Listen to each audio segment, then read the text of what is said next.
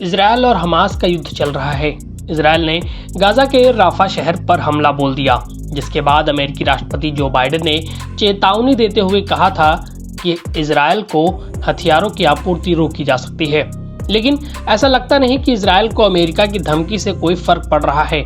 Israeli PM ने चेतावनी के खिलाफ कहा कि इजरायल अपने नाखूनों से लड़ने के लिए तैयार है। अमेरिकी चेतावनी के बाद भी इजरायली सेना राफा में मौजूद है। न्यूज एजेंसी रॉयटर्स की रिपोर्ट के मुताबिक इजरायली टैंकों ने राफा के पूर्वी और पश्चिमी हिस्से को बांटने वाली मुख्य सड़क पर कब्जा कर लिया है। इससे राफा का पूर्वी हिस्सा प्रभावी ढंग से घेर लिया गया है। निवासियों ने शहर के पूर्व और उत्तर में लगातार हो रही गोलीबारी और विस्फोट के बारे में बताया। हमास के साथ लगातार हो रही यह लड़ाई को दिखाता है।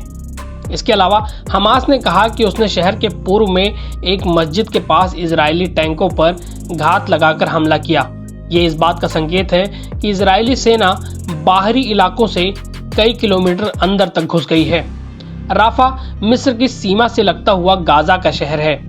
7 अक्टूबर के हमले के बाद से इजरायल राफा पर हमले की धमकी देता रहा है। इजरायल का दावा है कि यहाँ हमास के लड़ाके हैं।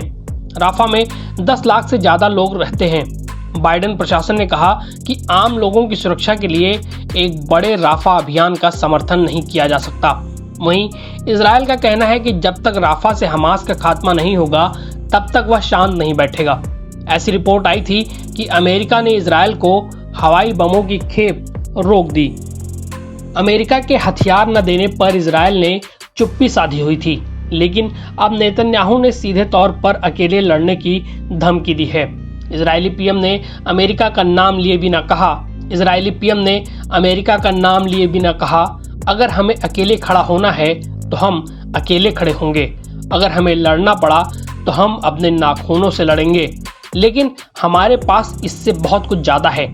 आत्मा और ईश्वर की मदद से हम विजयी होंगे। इस बीच संयुक्त राष्ट्र के एक अधिकारी ने शुक्रवार यानी 10 मई को कहा कि राफा के बाहरी इलाके में इजरायली सैनिकों और फलस्तीनी आतंकवादियों के बीच भीषण लड़ाई के कारण महत्वपूर्ण सहायता मार्ग बाधित हो गया है। 1 लाख से ज्यादा लोग राफा छोड़कर भाग गए हैं। सहायता न पहुंचने के कारण जल्द ही गाजा में खाने पीने का एक बड़ा संकट देखने को मिल सकता है। एनबीटी ऑनलाइन की रिपोर्ट।